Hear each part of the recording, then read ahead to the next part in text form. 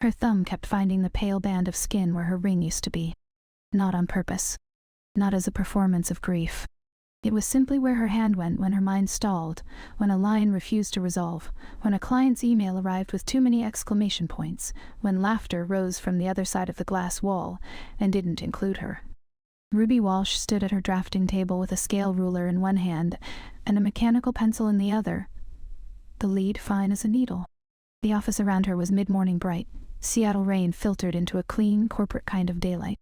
Fluorescents hummed softly over the open-plan floor, and the air smelled faintly of toner and espresso, and whatever lemon disinfectant the cleaning crew used on the kitchenette counters. The house on her screen was a calm lie. A modern hillside thing, all glass and cedar slats and deliberate openness.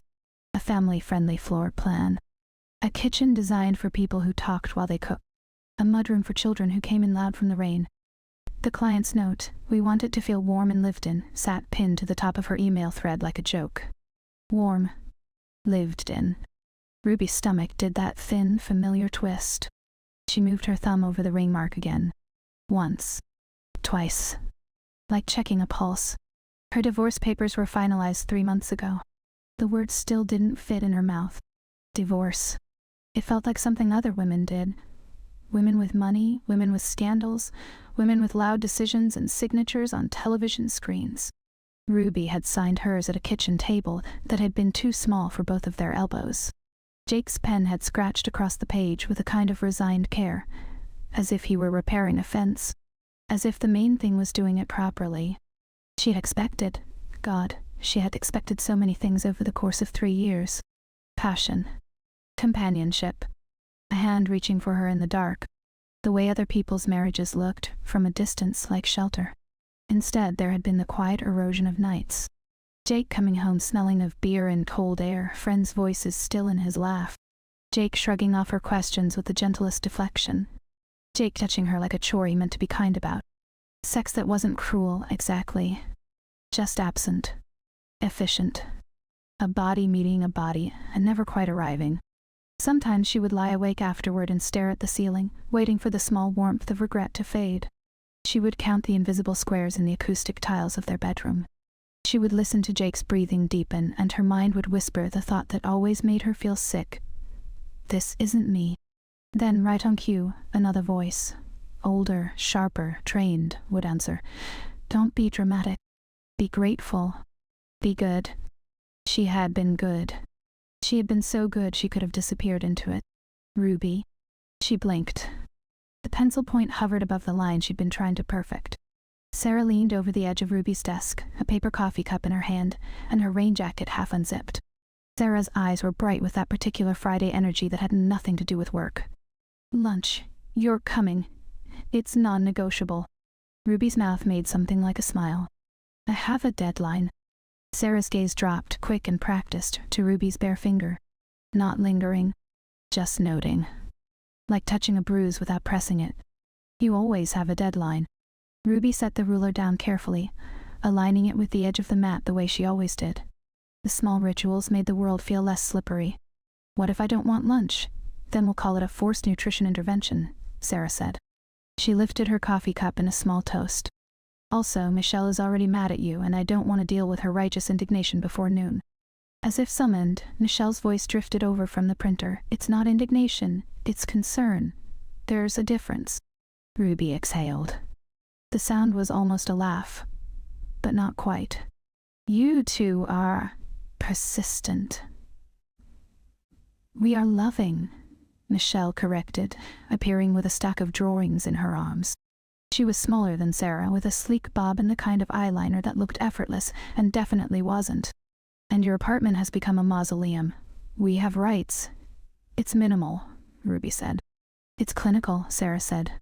"It's peaceful," Ruby insisted, but even as she said it, she could see it. The pale walls, the clean counters, the couch with no throw pillows because throw pillows suggested someone might come over and stay. The place looked like an Airbnb designed for people who didn't have feelings. Michelle tilted her head. "Tonight." Ruby didn't ask what she meant. She already knew. The bar near Pike Place. Margaritas that tasted like lime and salt, and a little bit of punishment. Friends who watched her too closely and pretended not to. I'm tired, Ruby said. That's the point, Sarah replied. When you're tired, you're less capable of retreating into your own skull. Ruby's throat tightened. Retreating was what she did. It was what she had trained herself to do since she was a girl sitting in the polished quiet of her parents' living room, listening to her mother's voice turn love into instruction. Since she was 14 and her eyes had followed the captain of the volleyball team with a hunger she didn't have language for. Since 17, watching her best friend braid her hair before prom, Ruby's hands itching to touch and her stomach rolling with shame. She had learned to become small inside herself. I'll think about it, Ruby said, which was her polite version of no to all. Sarah's smile sharpened. Not acceptable. Michelle's gaze softened. Just come. For an hour. Let your life touch other lives again. Ruby's thumb moved to her ring finger. In. That pale band like a boundary line. This isn't me. Her own voice, quiet, stubborn, answered from somewhere deep. Maybe it is. Maybe this is what you become when you survive. She heard herself say, fine, 1 hour. Sarah whooped softly like they'd won something. Michelle's shoulders relaxed. Ruby turned back to her screen, but her focus was gone. The lines of the house looked too perfect. Too certain. She hovered the cursor over the open kitchen plan and felt her chest fill with a kind of unnameable grief. Warm and lived in. She didn't know how to draw that anymore. The bar was loud enough to blur the edges of thought. Ruby sat between Sarah and Michelle in a booth that stuck slightly to the backs of her thighs. A basket of chips occupied the center like an offering. Margaritas arrived in salted glasses that made Ruby's mouth water before she even tasted. The first sip burned cleanly down her throat, sharp and cold. Sarah was already talking about a client who wanted rustic modern and kept sending photos of barns. Michelle was laughing, a real laugh that made her shoulders shake. Ruby watched the condensation bead on her glass, the tiny rivulets of water racing each other down the side. Okay, Sarah said, cutting through the noise. We're doing something about your dating life. Ruby's stomach tightened. Michelle made a face like she was bracing for Ruby's response. It doesn't have to be dating. It can just be connection. Ruby's fingers tightened around the base of her glass. The salt on the rim was rough against her skin. I'm not. Don't, Sarah said, and it wasn't unkind. Don't tell me you're fine. Your eyes look like you've been staring at blueprints for 12 straight hours every day since the flood. Ruby's mouth went dry. I have been staring at blueprints. That's not a life, Michelle said softly. Ruby looked down at the table. Someone had carved an initial into the wood, an old shallow scar. She traced it with her nail without thinking. Habit. Something to do with her hands. Her phone was face down beside her. A small silent rectangle that contained too many ways to be seen. I was married, Ruby said, and the words came out sharper than she intended, like they were meant to defend her. I did that. I did the whole thing. I tried. Sarah's gaze didn't flinch. And it didn't work. Ruby's throat tightened again, as if her body wanted to cry, but couldn't find the permission. Michelle leaned in, voice lowered. You didn't fail because you couldn't make it work. Sometimes it doesn't work because it was never going to be enough. Ruby almost laughed. It would have sounded hysterical. Enough. Jake had been honest. Steady. He had never hit her. He had never screamed. He had never left bruises. He had simply not been there in the ways that mattered. Not emotionally. Not intimately. He had been beside her like a piece of furniture while she starved. Sarah's phone lit up in her hand. Okay, she announced, I'm installing it for you. Ruby's eyes widened. No, Ruby, Sarah said, already tapping. You need to remember that you are alive. Ruby's heart kicked hard against her ribs. Sarah, no. I don't want. Too late, Sarah sang. Michelle, pick photos. Michelle hesitated. Sarah, what? Michelle's gaze flicked to Ruby. Maybe we should ask what Ruby actually wants. Ruby swallowed. She didn't know. She wanted quiet. She wanted sleep that wasn't full of strange dreams. She wanted her mother to stop calling with that careful, disappointed tone, as if Ruby's divorce had revealed something rotten. She wanted to stop feeling like she had committed a sin simply by failing to be happy. She wanted to stop touching that pale band on her finger like it was a wound. I don't want anything, Ruby said, and immediately knew it was a lie. Sarah looked up from the phone, expression gentler. That's not true. Ruby's mouth opened, closed. She stared at the salted rim of her glass until the words that rose were not the ones she expected. I want to feel something, she admitted. Not sadness, not guilt, just something that's mine. Silence hovered for a moment between them, a rare pocket of stillness inside the bar's noise. Michelle nodded once, like she had been waiting to hear it. Okay, she said. Then let this just be a door. You don't have to walk through it if you don't want to. Sarah slid Ruby's phone across the table. You're in control, she said, which was a lie but also a hope. Ruby looked at the screen. The app icon sat there, new and bright. Like a dare. Her thumb hovered over it. Her pulse beat in her throat. She could feel it, hot and insistent, as if her body was trying to remind her it existed. This isn't me. Except it was her thumb. Her phone. Her choice, however small. Ruby tapped. Later, alone, the quiet of her apartment felt louder than the bar ever had. Merlot, her gray cat with a smug face and the entitlement of a king, circled her ankles as she crossed the living room. Ruby kicked off her shoes with an absent flick. The floor was cold beneath her feet. Outside, rain ticked against the window in fine, relentless lines. She didn't turn on the overhead lights. A lamp by the couch cast a warm pool of yellow that didn't quite reach the corners. The apartment remained spare, intentional, minimal, peaceful, clinical. Ruby sat on the edge of her bed and unlocked her phone. Her heart felt like a small animal trapped under her ribs. The app opened. Faces slid past with a flick of her thumb. Men with fish photos. Men in gym mirrors. Men with children cropped out of the frame. Men with bias that sounded like job interviews. Ruby's mouth tightened. It was like scrolling through variations of Jake's absence. Different eyes, same emptiness. She set the phone down on the bed for a moment and stared at her wall. The paint was an expensive neutral white. The kind that never offended anyone. She had chosen it because it made her feel clean. She used to choose things because she wanted them, not because they were safe. Merlot hopped onto the bed and sat beside her, tail flicking. His fur brushed her thigh. Warm. Alive. Ruby picked the phone up again. She kept swiping. Left. Left. Left. Then she paused. The profile photo filled the screen like a sudden change in temperature. A woman. A smile that looked like it belonged to someone who knew how to inhabit her own skin. Dark, luminous complexion that caught light in a way Ruby's mind immediately wanted to memorize. Eyes that seemed expressive even through pixels, as if they could look directly at you and still hold something back. Florence Chen, 27. Structural engineer. A second photo, Florence laughing, head thrown back, sunlight on her face. A third, Florence in a hard hat on a work site, hair pulled up, chin lifted, confident. Ruby's breath caught. It was immediate and humiliating and unmistakable. Her fingertips went cold. Heat rose up her neck. Her skin prickled as if the air had thickened. She stared too long. A thought surfaced, sharp, unwanted. Oh. Not, she's pretty. Not even, oh, interesting. Just, oh, like the floor had shifted under Ruby's careful architecture of self. Her thumb hovered. The tiniest tremor ran through it. And then the memories, buried, pressed down, prayed away, lifted their heads like animals smelling rain. 14. The volleyball captain's strong forearms as she served, Ruby watching the flecks of muscle with something close to reverence. 17. Her best friend in a bra, laughing, turning to ask Ruby which dress looked better, Ruby's gaze catching on the curve of her shoulder and refusing to let go. 20.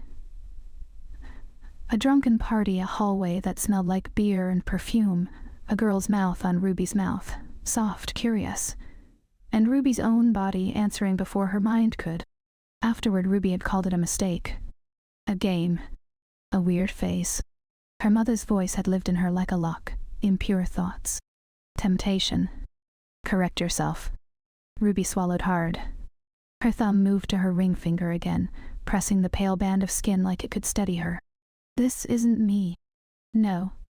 Not exactly. This can't be me. Her eyes dropped back to Florence's smile. Something in Ruby's chest loosened and tightened at the same time, like a knot being tested. Merlot shifted closer and headbutted Ruby's hip, demanding attention. His weight was small but insistent. Ruby's thumb drifted back to the screen. She told herself she would swipe left.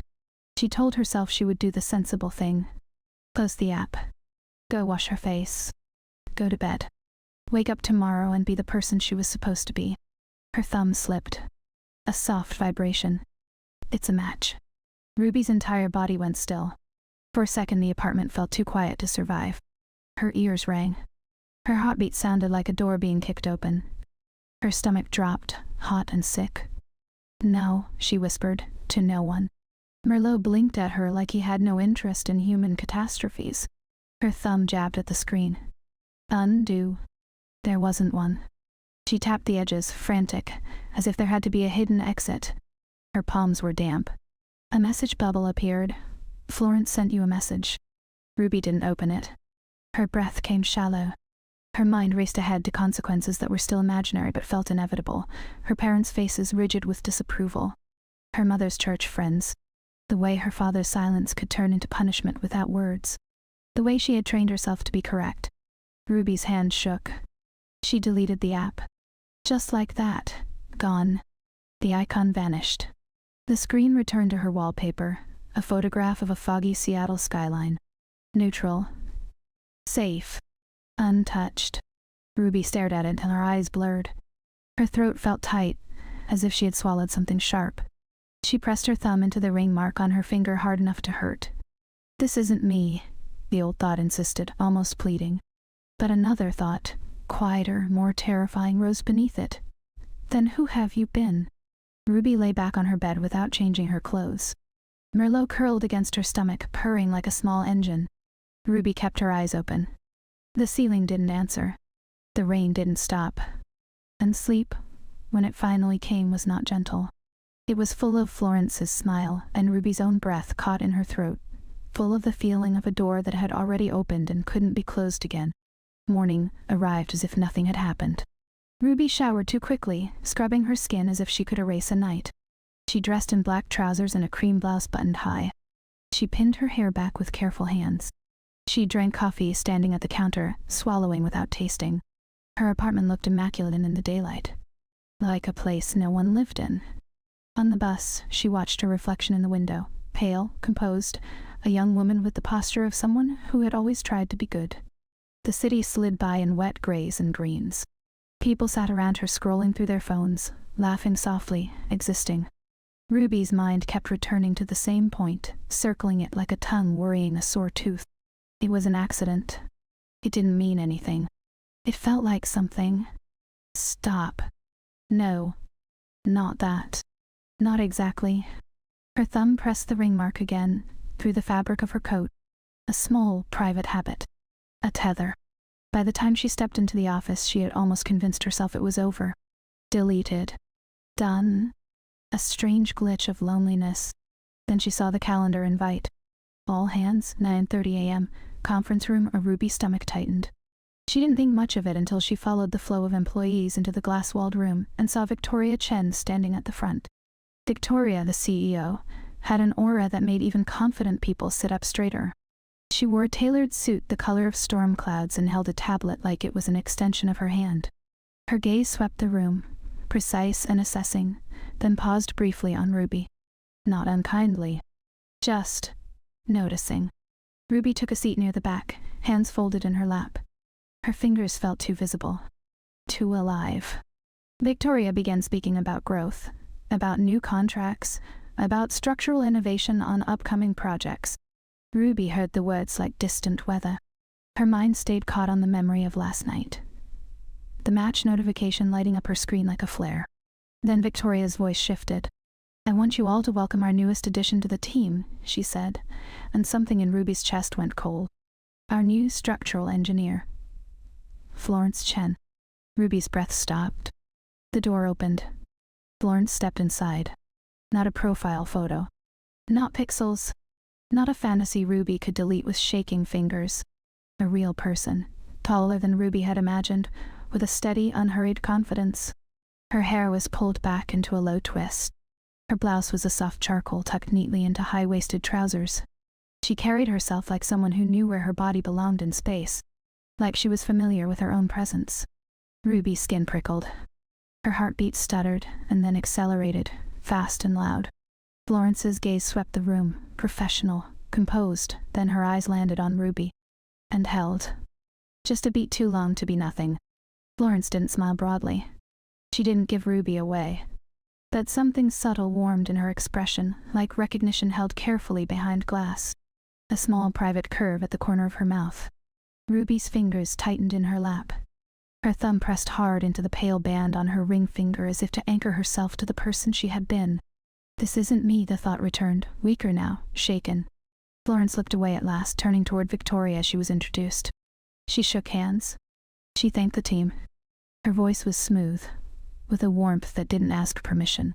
Ruby heard it and felt something deep in her body respond before her mind could translate it. Heat, low and spreading. A strange, bright fear. Life continuing. Around her, chairs shifted. People murmured polite welcomes. Someone cracked a joke about engineers saving architects from themselves. The room laughed. Ruby stayed still. She could feel the air between her and Florence like a charged line. She could feel the silence inside herself expanding, the old internal architecture failing under the weight of one simple fact. She couldn't undo this. Not with deletion. Not with prayer. Not with being good. Florence's gaze drifted back toward Ruby once more, brief but intentional, like a hand placed lightly on a shoulder. Ruby's breath came shallow. A single thought settled in her mind, repeating itself with a slow, inevitable shift. It happened. It's happening. It's still happening. And underneath it, quieter, more terrifying. What if this is the first true thing you felt in years? Ruby's thumb stayed on the ring mark, pressing gently now, not as a wound, but as a point of contact. Something real, something hers. Victoria's voice continued, outlining Florence's onboarding schedule. The meeting ended. People stood. The room filled with movement. Florence stepped into the flow of bodies and conversation, smiling politely, accepting welcomes. The world kept turning. Ruby remained seated for a second longer than necessary, as if standing would change something irrevocable. But something had already changed. Inside her, a door she had kept locked her whole life was no longer fully closed. And she could feel the draft. The sound of Florence's footsteps stayed with Ruby longer than it should have. They were ordinary footsteps, measured, unhurried. The soft click of shoes on polished concrete, but Ruby felt them echoing after Florence had already moved on, absorbed into the low tide of bodies leaving the conference room. Ruby gathered her notebook, her pen, her composure. All familiar objects. All suddenly unreliable. She told herself not to look. She looked anyway. Florence was standing near Victoria, listening with her head slightly tilted, one hand resting loosely at her side. She nodded as Victoria spoke, attentive but relaxed, as if she already belonged here. As if she had always belonged in rooms like this. Ruby felt something small and sharp lodge just under her ribs. Envy, maybe? Or recognition? Or the simple ache of watching someone move through the world without apology. She stood when everyone else stood. The room loosened into post-meeting chatter. Chairs scraped. Voices overlapped. Someone laughed too loudly. Ruby let herself be carried out with the others, keeping her gaze forward, breathing carefully. It's fine, she told herself. It was a coincidence. It doesn't mean anything. But her body did not believe her. Florence's desk was placed 2 rows over from Ruby's, close enough to notice, far enough to pretend not to. Ruby discovered this accidentally, of course, by looking up from her screen and finding Florence already there, settling into her chair with quiet efficiency, arranging her notebook, her laptop, her water bottle. A small ritual. Intentional. Calm. Ruby's fingers paused on the keyboard. She could hear Florence typing sometimes. Not loud. Just present. A steady rhythm that threaded through Ruby's own work like a second pulse. They did not speak that morning. Not directly. But Florence asked smart questions in meetings. Precise, thoughtful ones that revealed a depth Ruby recognized instantly. Structural considerations that weren't about control, but about care. About how people moved through space. How buildings held weight. How they failed. Ruby found herself listening more closely than she intended. At one point, Florence glanced in Ruby's direction while explaining a calculation. Their eyes met. Florence's expression softened, just slightly, like she was acknowledging a shared language. Ruby's breath caught. She looked away first. At lunch, Ruby ate at her desk. She told herself it was about time. Deadlines. Focus. In truth, she wasn't sure she could trust herself in the break room, not with Florence's presence hovering just outside her peripheral vision like a heat source. She unwrapped her sandwich methodically. Turkey. Mustard. Lettuce. Predictable. She chewed without tasting, eyes fixed on her screen as she adjusted a window placement by millimeters that did not matter. Across the room, Florence laughed at something someone said. The sound was low, warm, unguarded. Ruby's stomach tightened. She pressed her thumb into the pale band of skin on her ring finger. This isn't me. Thought returned, softer now. Less certain. The tour happened that afternoon. Victoria assigned Ruby to it with the efficiency of someone who believed deeply in competence. You designed the current residential portfolio, she said. You'll give Florence context. Ruby nodded, because that was what she did when authority spoke to her. She didn't look at Florence. She felt Florence look at her. They met near the elevators. The space smelled faintly of metal and clean solution. Ruby held her tablet like a shield. Hi, Florence said. Just that. Not dramatic. Not pointed. Ruby lifted her eyes. Florence was closer now, close enough to notice the fine texture of her skin, the subtle warmth in her gaze. Hi, Ruby replied. Her voice sounded normal. She was proud of that. They walked. Ruby spoke automatically at first, slipping into the practiced cadence of explanation. She pointed out materials, sustainability features, flow between departments. Florence listened without interrupting, asking questions only when they mattered. Their shoulders brushed once in a narrow hallway. The contact was brief, accidental, almost nothing. Ruby felt it everywhere. Her skin hummed. Her breath stuttered, then steadied. She did not move away. Neither did Florence. Florence glanced at her, just a flicker of attention, then returned her focus to the blueprint on the wall, as if nothing had happened. Ruby's body reacted before her mind could catch up. A warmth spread under her collarbone. Her hands felt slightly unmoored. They continued. Time stretched strangely during the tour. It felt both too fast and too slow, like Ruby was watching herself from a slight distance. She noticed things she normally didn't, the way Florence's fingers traced lines in the air when she talked about load distribution, the way she leaned in to examine a model, the faint scent of something clean and green that followed her movements. You designed this? Florence asked at one point, gesturing to a mixed-use development model. Ruby nodded. Yes, 2 years ago. Florence studied it for a moment longer than necessary.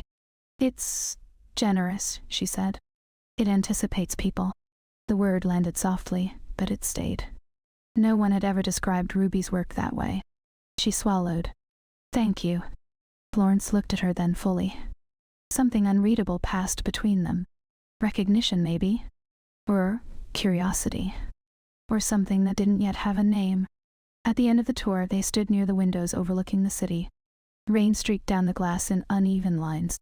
Cars moved far below, distant and indifferent. Florence turned to Ruby. I appreciate this, she said. It helps being oriented by someone who understands the spaces emotionally. Ruby's chest tightened. She nodded because she wasn't sure what would happen if she tried to speak. A pause settled between them. Not awkward. Just present. Would you like to get coffee sometime? Florence asked lightly. Thanks. Ruby's first instinct was to say no. Her second instinct, the one that came after her body had already leaned a fraction closer, was quieter. Yes, she heard herself say. Florence smiled then. Not wide. Just enough. Great. They exchanged times. Numbers. Practicalities. Florence didn't mention the app. Ruby was grateful and unsettled in equal measure. As they parted, Florence's hand hovered for a moment, like she might touch Ruby's arm. She didn't. The absence felt louder than contact. Ruby deleted nothing that night.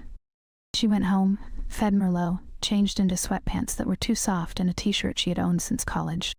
She cooked pasta without thinking, eating standing at the counter like it was an obligation rather than pleasure. Her phone lay on the table, screen dark. She kept glancing at it. She knows, Ruby thought suddenly. She must know. The idea sat heavy and electric in her chest. Florence had asked directly, in the cafe she hadn't yet visited, in the space between recognition and confession. Ruby pressed her thumb into her ring finger again. The skin there felt tender now, as if it remembered more than she did. She slept poorly, dreamed of corridors and glass walls and Florence's voice saying her name in a way that wasn't quite sound. The cafe was small and warm, tucked into a side street that smelled faintly of rain and coffee grounds. Florence was already there when Ruby arrived, seated near the window with a book open in front of her, and a mug cooling beside it. She looked up when Ruby entered, her expression brightening in a way that made Ruby's stomach flip. "Hey," Florence said. Ruby took off her coat slowly, carefully. "Hi." They ordered. They sat. They talked about work at first, safe ground, familiar language. Florence spoke about bridges she'd worked on in Shanghai, about the strange intimacy of designing something people trusted their lives to. Ruby listened, fascinated. At some point the conversation shifted without announcement. Florence asked about Ruby's work outside the office. Her interests. Trust. Ruby hesitated, then answered honestly, but selectively. Architecture school. Her parents. The marriage, mentioned briefly, like a bruise that didn't need pressing. Florence didn't flinch. She didn't ask invasive questions. She nodded, her gaze steady and kind. "You seem lighter than someone freshly divorced," Florence observed gently. Ruby let out a short breath. "I don't feel light." Florence smiled, sympathetic. "No, but you feel awake." The word settled between them, charged. Ruby wrapped her hands around her mug. The ceramic was warm. Grounding. She stared at the steam rising and falling. They sat in silence for a moment. A real one. Not rushed to be filled. "I need to ask you something," Florence said eventually. Ruby's heart kicked. "Okay." Florence met her gaze. "Why did you delete the app?" There it was. Ruby's mouth went dry. She could lie. She could deflect. She had spent years perfecting those skills. Instead, she said, "I panicked." Florence nodded. No judgment. Just understanding. "Because of me?" Florence asked softly. Ruby shook her head, then stopped. "Because of what I felt," she corrected. "Because it didn't fit the version of myself I've been living as." Florence's expression softened further. "And what version is that?" Ruby swallowed. "The one that's acceptable." Florence considered that. "And the other version?" Ruby hesitated. Her chest felt tight. "I don't know her yet." Florence smiled, small and warm. "That's okay." They didn't touch. They didn't need to. The cafe hummed around them. Cups clinked. Someone laughed near the counter. Outside, the rain eased into something gentler. Ruby felt the familiar pull toward retreat, and beneath it, something new. A willingness to stay. At the office, they learned how to exist together without drawing attention. They didn't sit together. They didn't linger too long. But their awareness of each other was constant, like a low-frequency signal running under everything else. Florence brought in homemade lunches sometimes, neatly packed, fragrant. Ruby watched her eat with a quiet fascination. The way she took time. The way she seemed present with the act of nourishing herself. Once, Florence slid a container toward Ruby. "Try this." Ruby hesitated, then accepted. The food was warm, spicy, comforting in a way Ruby hadn't known she needed. "Good?" Florence asked. Ruby nodded, unable to speak for a second. "Very." Florence's smile was pleased but restrained. In meetings, their glances met more often. In hallways, their steps sensed without conscious effort. A brush of fingers while exchanging papers. A shared breath held just a beat too long. Ruby noticed herself changing. She laughed more easily. She lingered over choices. She allowed herself small indulgences, a different wine, a scarf she didn't strictly need. At home, she rearranged a shelf. Bought a plant. Left a lamp on longer than necessary. Her parents cold. Her mother's voice was careful, probing. Ruby answered politely, her heart racing, but something inside her stayed firm. One evening, Florence walked with Ruby toward the bus stop, after a late meeting. The city was damp and glowing, streetlights reflected in puddles like fragments of gold. They walked in companionable silence. "I like this," Florence said eventually. "This?" Ruby asked. "This not rushing," Florence replied. "Letting things be." Ruby nodded. "Me too." They stopped at the corner. The bus arrived with a sigh of brakes. People moved around them, lives intersecting briefly. Florence turned to Ruby. Her gaze was open, searching. "See you tomorrow," she said. Ruby felt the words settle into her chest, warm and steady. "Tomorrow." Florence hesitated, then lifted her hand, resting it briefly on Ruby's forearm. The contact was light, intentional. Ruby's breath caught. Florence withdrew, stepping back. The bus doors opened. Ruby boarded, finding a seat by the window. She watched Florence recede as the bus pulled away, her figure growing smaller but no less vivid. She pressed her thumb into her ring finger again, feeling the echo of Florence's touch there, though it had never been. "This is happening," the thought returned, steady now. Not with panic. With a quiet, undeniable presence. The moment didn't announce itself. It arrived the way weather does. Felt first in the body, then noticed, then undeniable. Ruby was aware of Florence before she saw her that evening, a presence moving through the apartment like a change in air pressure. Florence had come over with groceries tucked under one arm, and an easy smile that softened when Ruby opened the door. No rush. No ceremony. Just the quiet intimacy of someone stepping into another person's space with care. Ruby took the bags automatically, fingers brushing Florence's for a second too long. "Hi," Florence said. "Hi," Ruby answered. They stood there for a beat, the door still open behind Florence, the hallway breathing in cold air, and footsteps from other lives. Ruby stepped back first, giving space. Florence followed, letting the door close with a gentle click that sounded louder than it should have. Inside, the apartment looked different in the evening. Softer. Lamps casting warm shadows. The plant Ruby had bought recently sat by the window, leaves catching the light. Evidence of change. Small, but real. Florence noticed. Her gaze lingered on the bookshelf, the kitchen counter where a bowl of lemons sat like an intentional choice. "It feels lived in," Florence said. Ruby's throat tightened. "I'm trying." Florence smiled. Not indulgent. Just present. They cooked together without planning to. Florence moved easily in the kitchen, asking before touching anything, offering suggestions instead of taking over. Ruby watched her hands, capable, gentle, sure. The way she chopped garlic. The way she tasted the sauce, eyes closing briefly as if to listen to it. Ruby felt herself hovering at the edge of things, aware of every inch of space between them. A shared spoon. A pot passed from hand to hand. The faint brush of Florence's sleeve against Ruby's wrist. Nothing rushed. Nothing forced. They ate at the small table by the window, knees close but not touching. Outside, rain traced familiar paths down the glass. The city hummed, distant and indifferent. Conversation flowed easily, work frustrations, small joys, Florence's stories of growing up between cultures, Ruby's careful admissions about learning how to want things without apologizing. At some point, Florence set her fork down and looked at Ruby steadily. "You don't have to perform with me," she said. "You know that, right?" Ruby blinked. "You don't have to be certain," Florence continued, voice calm. "Or brave, or anything you think you should be." The words landed softly, but they opened something. Ruby looked down at her hands. Her thumb found the pale band on her ring finger again, slower this time, thoughtful. "I don't know how to be in this," she admitted. "I've spent so long not listening to myself." Florence nodded. "Then we go slowly." A pause. "As slowly as you need," Florence added. The relief that washed through Ruby was unexpected and sharp. She hadn't realized how much she'd been bracing for pressure until it didn't come. After dinner, they moved to the couch. Ruby curled her legs under herself, instinctively making space.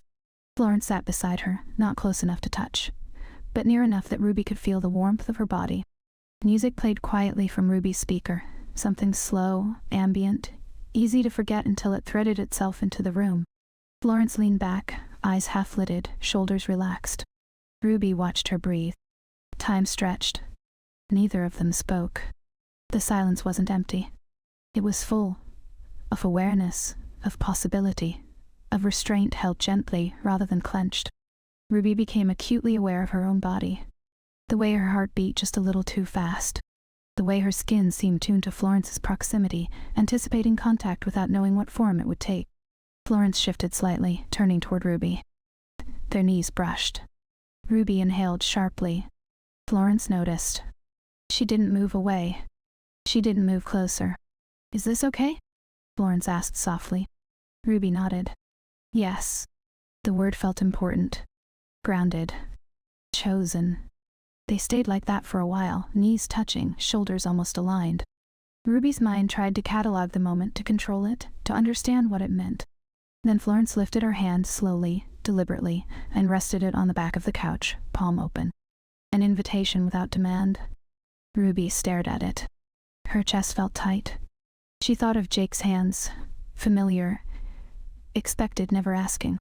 She thought of the years she'd spent dissociating from her own body, letting things happen because that was easier than wanting. Her gaze returned to Florence's hand. She reached out. Her fingers slid into Florence's palm, tentative at first, then settling. Florence's hand closed around hers gently, warm and sure. Ruby's breath left her in a rush. The contact sent a quiet shock through her body, not overwhelming, not explosive. Just true. Her skin recognized it before her mind could interfere. Florence's thumb brushed over the back of Ruby's hand once. Then again. Ruby leaned closer without realizing she was doing it. Florence turned fully toward her now. Their faces were close enough that Ruby could see the subtle flecks of color in Florence's eyes, could feel the warmth of her breath. They paused there. Time suspended. Florence searched Ruby's face, eyes flicking briefly to her mouth, then back up. Tell me to stop, Florence said, barely above a whisper. Ruby swallowed. Her heart thundered. Her thumb pressed once more into the ring mark on her finger, a reflex she didn't bother hiding. Don't, she said. Florence exhaled. She leaned in slowly, giving Ruby time. Time to pull back, to change her mind, to breathe. Ruby didn't move away. The kiss was soft, almost tentative. Lips brushing, then lingering. A question asked and answered in the same breath. Ruby's body reacted instantly, heat blooming low in her stomach, her chest tightening with something that felt dangerously close to joy. Her hand tightened in Florence's. Florence pulled back slightly, resting her forehead against Ruby's. They stayed like that, breathing together. Ruby felt unsteady, exposed, awake in a way that made her want to cry. Florence didn't deepen the kiss. She didn't push. She simply stayed, present, steady, allowing the moment to exist without consuming it. Ruby leaned in again, this time with more certainty. Their lips met once more, fuller now, still gentle. Ruby felt herself melting into the contact, her body recognizing a language it had always known, but never been allowed to speak. When they finally parted, Ruby's hands trembled. She laughed softly, breathless, startled by herself. She stopped. Words felt too blunt. Florence smiled, tender and careful. We don't have to name it. Ruby nodded, tears pricking unexpectedly at her eyes. She blinked them back. They sat together after that, not touching, the space between them charged but calm. Ruby felt different, unmoored, like something inside her had shifted position and refused to settle back where it belonged. Florence stood after a while, gathering her jacket. I should go, she said. Not abruptly. Just aware. Ruby walked her to the door. They stood close, neither quite ready to end the evening. Florence lifted her hand, brushing Ruby's cheek lightly. Thank you, she said. For what? Ruby asked. For trusting me. Florence left. The door closed softly behind her. Ruby stood there for a long moment, hand still hovering where Florence had touched her face. Her skin tingled, memory already imprinting itself. She pressed her thumb into the ring mark on her finger. It didn't hurt anymore, but it didn't feel like home either. Inside her, something had crossed a line, quietly, irrevocably. And nothing felt certain now, except that she couldn't go back to the person she'd been before that kiss. The days after the kiss did not soften. They sharpened. Ruby woke each morning with the same sensation she used to get as a child when she knew she had done something irreversible. Broken something delicate and necessary, not through cruelty, but through truth. The feeling lived just behind her sternum. Not pain. Not joy. A heightened awareness. Like a bruise you keep touching to make sure it's still real. She showered longer than usual, letting the water beat against her shoulders until the steam blurred the mirror. Her reflection looked the same, hair pinned back, face composed, but something in her eyes refused to settle. She dressed carefully, choosing clothes that felt neutral, professional, contained. Armor. At work, she moved through the day with precision. Florence was already at her desk when Ruby arrived, focused, absorbed. She didn't look up right away. Ruby noticed that first. The absence. The way Florence gave her space without withdrawing it entirely. When Florence did glance over, their eyes met briefly. No smile. No avoidance. Just recognition. Quiet. Loaded. Ruby's chest tightened. They did not speak about the kiss. Not that day. Not the next. And somehow, that restraint carried more weight than confession ever could. Their shared microlife continued, altered but intact. Morning meetings. Coffee refills. Passing documents. Working side by side on plans that required proximity without intimacy. Their hands brushed once, twice. Small accidents neither of them apologized for. Florence remained careful. Attentive. She asked permission with her eyes before stepping closer to Ruby's screen. She waited for Ruby to speak first in conversations that might drift too close to something personal. Ruby noticed everything. The restraint was a kindness. It was also unbearable. She found herself listening for Florence's footsteps again. Found herself tracking her movements through the office without meaning to. Found herself breathing more shallowly when Florence stood too near. At lunch one afternoon, Ruby retreated to the stairwell with her salad, craving quiet. The concrete steps were cool beneath her, the air faintly metallic. She sat there, fork paused mid-air, thoughts looping. You crossed a line. No, you stepped over one that was already broken. You can't undo this. You don't want to undo this. What does that cost? Her thumb pressed into the pale band of skin on her ring finger. The habit no longer felt defensive. It felt diagnostic. Like she was checking whether the old life still had a pulse. It didn't answer. Florence knocked on Ruby's desk late that afternoon. Not literally. Just a light tap of knuckles on the edge of the surface, a courtesy Ruby had come to recognize. Do you have a minute? Florence asked. Ruby's heart jumped. Yes. They walked together toward the conference room at the end of the hall. The glass walls reflected them back at themselves, two women side by side, professional, composed. Anyone watching would see nothing unusual. Inside, Florence closed the door gently. They stood for a moment without sitting. The room felt too small suddenly, as if it remembered other conversations, other truths spoken too loudly. Florence spoke first. I want to check in. Ruby nodded, bracing herself. Okay. Florence folded her arms loosely, not defensively. Thoughtful. I don't regret what happened, she said. But I need to know how you're feeling about it, not what you think you should feel. Ruby swallowed. Her throat felt tight, her chest fuller than it had room for. I feel... She paused. Restarted. I feel like something inside me woke up, and I don't know how to carry it without everything else noticing. Florence's gaze softened. That makes sense. Ruby let out a small breath. I'm scared. Of me? Florence asked gently. Ruby shook her head. Of the parts of myself I've spent years not listening to. Silence settled between them. It wasn't empty. It was heavy with care. Florence nodded slowly. Then we go at your pace, she said again, the same promise as before. But I need to be honest too. Ruby's stomach tightened. I'm not interested in half-presents, Florence continued. I won't push you, but I won't pretend this is nothing.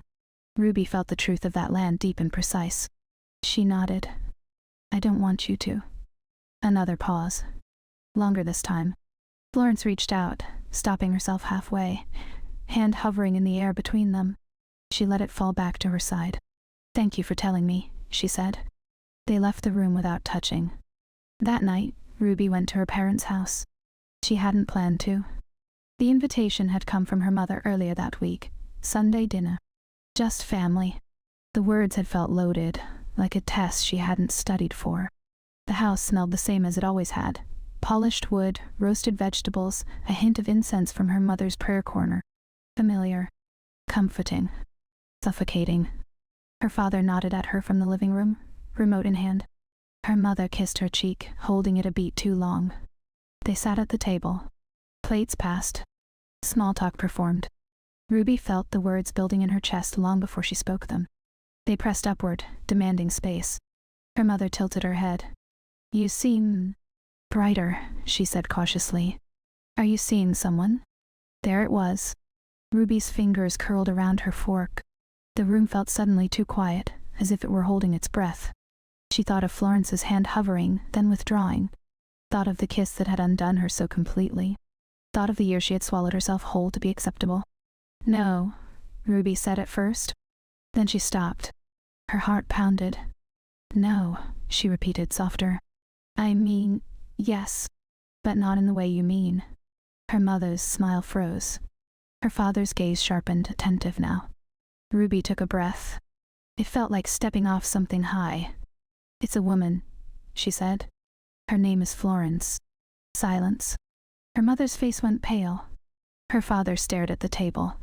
Ruby's chest burned, but she stayed with it. Stayed upright. "I'm not confused," she added quietly. "And I'm not asking for permission. I can't keep lying." Her mother's eyes filled with tears, but her voice was tight. "Ruby, this isn't what we taught you." Ruby nodded. "I know." Her father cleared his throat. "Is this why your marriage failed?" The question was sharp, unfair, and familiar. Ruby shook her head. "No. My marriage failed because I was disappearing. This is me trying not to." The conversation fractured after that. Voices rose and fell. Her mother cried. Her father withdrew. Nothing resolved. When Ruby left, her mother hugged her stiffly. "I need time," she said. Ruby nodded. "So do I." She didn't tell Florence right away. She carried the weight of it with her instead, letting it sit heavy and unspoken between them at work. Florence noticed. Of course she did. But she didn't pry. One evening, as they packed up after another long day, Florence paused by Ruby's desk. "Do you want to walk?" she asked. They walked through the city without destination. The air was cool, damp. Street lights blurred into halos. Their steps fell into rhythm. Ruby told her everything. Not all at once. Slowly. Carefully. Her parents. The dinner. The words that had burned on the way out of her mouth. The silence that followed. Florence listened without interrupting. When Ruby finished, she stopped walking. Florence turned to face her. Her expression was steady, but something darkened briefly behind her eyes. An understanding of cost. "That's a lot," Florence said. Ruby nodded. "I don't know what happens next." Florence reached out then, taking Ruby's hand fully this time. Firm. "Certain. We don't have to decide tonight," she said. "But I need you to know, being with me means being seen. Eventually. I can't be a secret forever." Ruby's chest tightened painfully. "I know," she whispered. Florence squeezed her hand once, then let go. The release felt almost worse than the contact. They stood there, facing each other on the sidewalk, the city moving around them, indifferent and alive. Ruby felt herself balanced on the edge of something, between what she had been and what she might become. Between safety and truth. Between retreat and presence. Florence stepped back slightly, giving Ruby space without abandoning it. "I'm here," Florence said. "When you're ready." Ruby nodded. But readiness felt like a distant concept. She watched Florence turn and walk away, her figure blending into the city's soft light. Ruby stayed where she was, heart pounding, hands trembling at her sides. Her thumb pressed once more into the pale band on her ring finger. It no longer anchored her. It only reminded her of the choice she was avoiding. And for the first time, Ruby wasn't sure how long she could keep standing still. Ruby didn't wake up certain. That surprised her. She had expected, after everything, some kind of internal clarity. A click, a settling, a clean line drawn between before and after. Instead, what she woke up to was quieter than that. A sense of orientation, maybe. Like waking in a familiar room after rearranging the furniture in the dark. The ceiling above her looked the same. Pale. Unremarkable. Merlot was curled against the back of her knees, heavy and insistent, purring like nothing in the world had shifted. And yet, something had. She lay there for a while without moving. Let the morning exist. Let the thoughts come without chasing them away. Florence's voice from the night before lingered, not as sound but as weight. As steadiness. Then stay. Ruby pressed her thumb once, automatically, into the pale band of skin on her ring finger. She noticed distantly that the gesture no longer carried panic. It wasn't defensive. It was observational. Like touching a scar that no longer dictated your posture.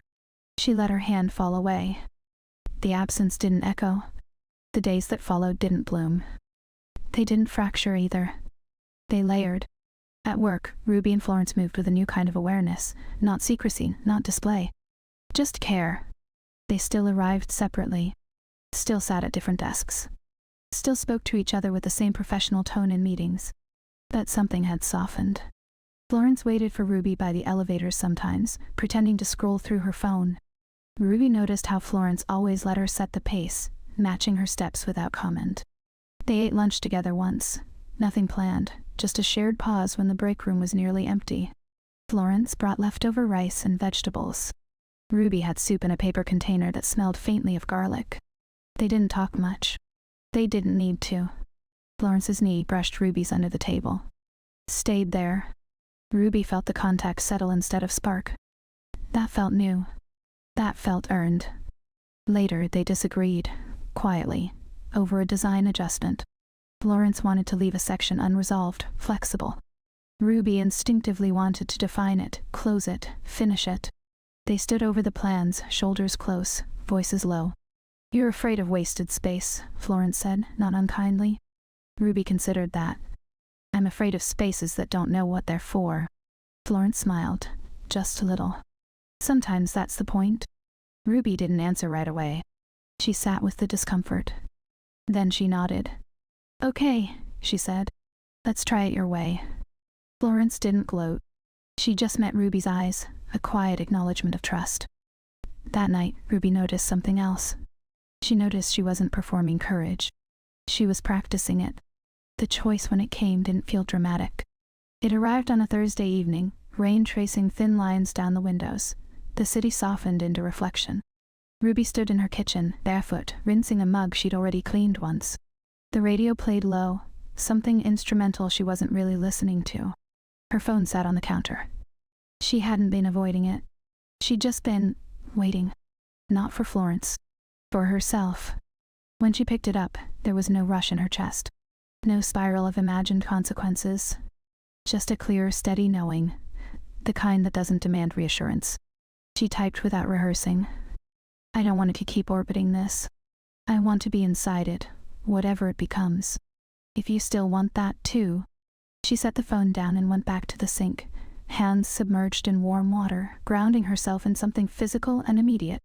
When the reply came, it was simple. "Come over. We'll make dinner." Ruby smiled, not wide, not relieved. Just real. Florence's apartment smelled like ginger and toasted sesame, and something sweet Ruby couldn't identify. Florence moved around the kitchen with quiet confidence, sleeves pushed up, hair loose. Ruby leaned against the counter, watching without hiding it. They cooked together, slowly. Florence explained nothing unless Ruby asked. Ruby chopped, stirred, tasted. They adjusted seasoning together, their hands passing the spoon back and forth without ceremony. At one point, Florence brushed past Ruby to reach a cabinet, her hand settling briefly at Ruby's waist to steady herself.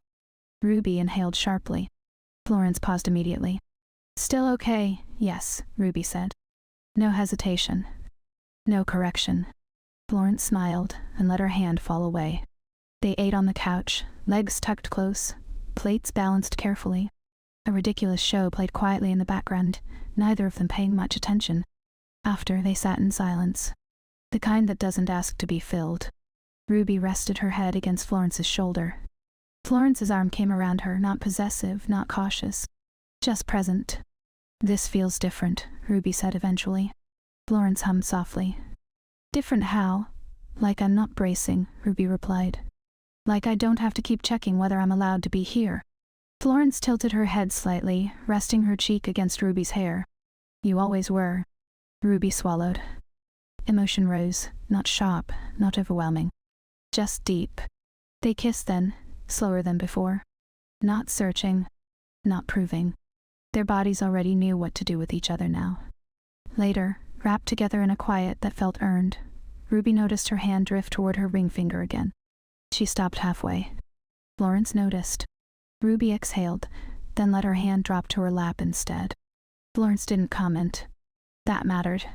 Life didn't transform overnight. Ruby still had difficult conversations with her parents. Her mother asked questions she didn't yet have answers for. Her father listened more than he spoke. Nothing resolved neatly. But Ruby no longer felt like she was pleading for space. At work, Their relationship became something that existed rather than something that needed managing. Victoria noticed, said nothing, then quietly assigned them a joint leadership role on a new phase of the project. That silence felt like recognition. Some nights, Ruby stayed at Florence's. Other nights, she went home, fed Merlot, sat alone with her thoughts, and didn't feel abandoned by herself.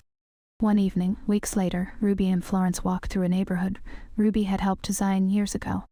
Children played in a shared courtyard. Someone grilled on a small balcony. Light spilled unevenly from windows, imperfect, human. Florence squeezed Ruby's hand.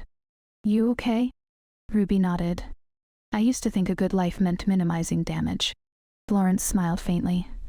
And now I think it means choosing what's real, even when it rearranges everything." They stopped walking. Just stood there, the city breathing around them. Florence leaned in, forehead touching Ruby's. "And not going anywhere." Ruby closed her eyes. The words didn't feel like a promise. They felt like presence. For the first time, Ruby wasn't imagining herself 5 steps ahead trying to anticipate loss. She was here, inside the choice, inside the life she was still learning how to inhabit. Some lives don't change with a single decision. They shift because we finally stop arguing with what we already know. What part of yourself have you been protecting by staying silent? Some stories don't end when the moment fades. They stay with us, asking to be felt. If this story awakened something you recognize, you're welcome to share your truth in the comments. And if this journey stayed with you, consider subscribing to Secret Garden Stories and sharing it with someone who might feel seen. Your support helps this space grow. A world with more love, more honesty, and less silence. Thank you for being here.